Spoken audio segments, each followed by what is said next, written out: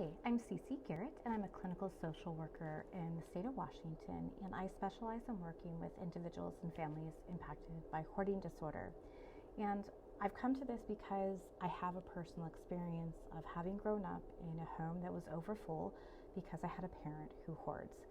And I wanted to help my mother, obviously, but I also recognize that there are a lot of people who have similar experiences to me, and that finding someone that they can work with to overcome the challenges that are inherent if you're a child who grew up in a hoarding environment with a parent who hoards, or even if your parent began hoarding later in life, there are some really unique challenges to being in relationship with that person.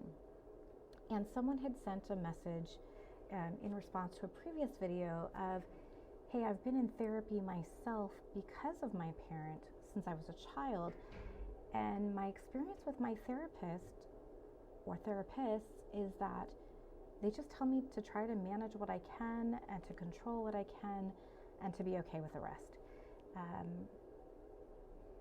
First of all, to any of you who may be watching this, and my guess is when you saw this title, you said, oh, I need to hear this, because you're looking for therapy because you recognize that having a parent with a mental illness, and to be clear, hoarding disorder is a mental illness. It's pervasive. It affects every part of the affected person's life. So growing up with that is an adverse childhood experience, and it often requires the support of a professional mental health counselor to successfully work through. Let me just tell you, yeah, it's hard to find a therapist that understands hoarding. I started my personal journey of recovery in 2009, and my initial counselor, we didn't talk about trauma specifically, overtly at all. But what she did do is she let me talk. She let me share my concerns. She challenged me to own the parts that were mine. And to be fair, there were a lot of parts that were my mother's. But even so, as adults, once we recognize that there's a problem, it's 100% our responsibility to go, this wasn't right, it's impacted me, but I don't have to stay here. I don't have to stay stuck. My therapist that I saw then didn't know anything about hoarding, not at all.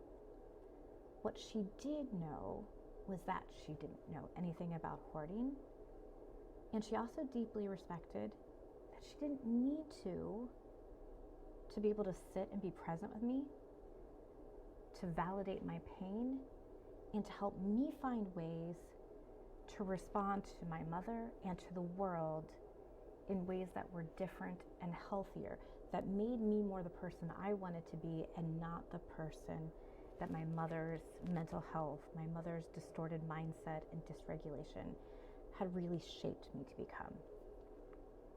So if that's you, if you've been looking for a therapist, or maybe you've been meeting with a therapist who has said to you, I don't know why you just don't go in and clean it all up.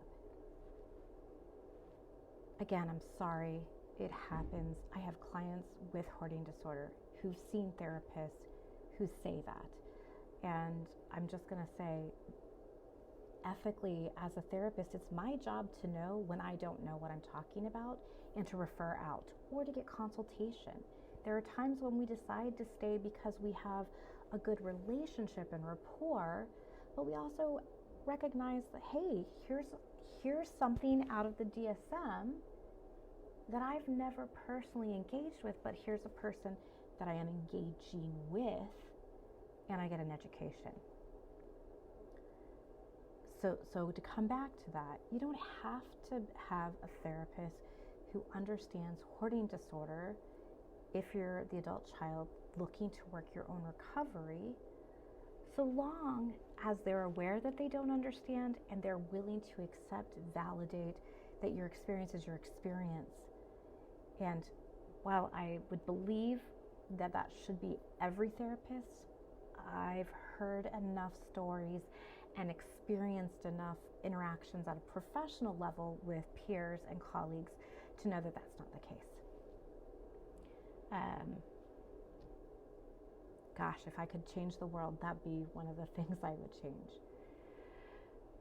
So, looking for a counselor, what do you need to look for? I think you need to look for a counselor who's engaging and able to be authentic. That means that they're not afraid to say, hey, I don't know anything about that. Let me do some research. You need to be able to find someone who understands dysregulation, because parents who hoard, that distress that they experience becomes dysregulation. Almost all of my clients that I work with, whether adult children or individuals who hoard, have a lot of dysregulation. Past painful learning has meant that they've had to learn to keep themselves safe, and they're in hyperarousal, hypervigilance all the time, and that is a breeding ground for dysregulation, because all that energy in my body is constantly got me on edge. And so little tiny things, the exercise ball didn't get put back the right place, right? And now, because I've had all this tension, something really insignificant just pushes me over the edge. So you want a therapist who understands emotional dysregulation, who understands trauma.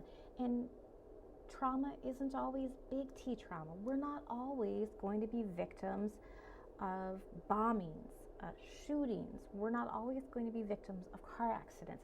But we do know now that the constant drip of what we call little T traumas, so an invalidating parent, emotionally immature parent, an emotionally absent, physically present, but emotionally absent parent, never teaches their child how to self-regulate through co-regulation because they don't have it. They're not engaged. And that leads to this growing up in this body with all these things that either we're so hyper aware of or we shut down, and we have to come back to connection between our mind and our body and unpairing some of those past painful learnings and reminding our nervous system and our actual, executive functioning, we're okay. It doesn't feel like we're okay, but I'm actually safe. So if you're an adult child or a minor child who is old enough in some states, state of Washington, you can seek your own mental health care at the age of 13, seeking help for overcoming the experience of being a child with a hoarding parent. Keep looking, ask questions, and if it doesn't feel right, then ask to meet somebody else. And it's also absolutely okay to ask to do a 15-minute phone call with a new therapist. It's part of my practice that before anybody comes onto my schedule, one of the first things I want to do is have a 15-minute phone call so that we can get a feel of whether we're personality-wise a good fit. I can have all the skills in the world, but if our personalities don't mesh, if you don't feel like you can be safe around me, there's not a lot that I can do to help you. So again, if you're looking for a therapist, if you can find somebody who is truly experienced and trained working with hoarding, that's great. I'm going to be honest with you. We're very few and far between, right? There's just not a lot of us. If you can't, again, look for someone who's authentic, who is not needing to know everything, but willing to validate and embrace you as the expert on your experience. And a therapist's role isn't to give advice or to fix it. They're to teach you skills so that you can test out what works best for you.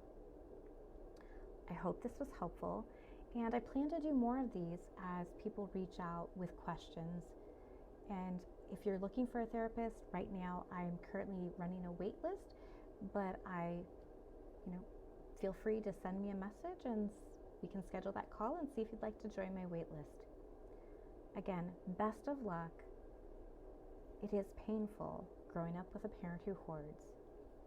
There is help, there is hope, even after hoarding.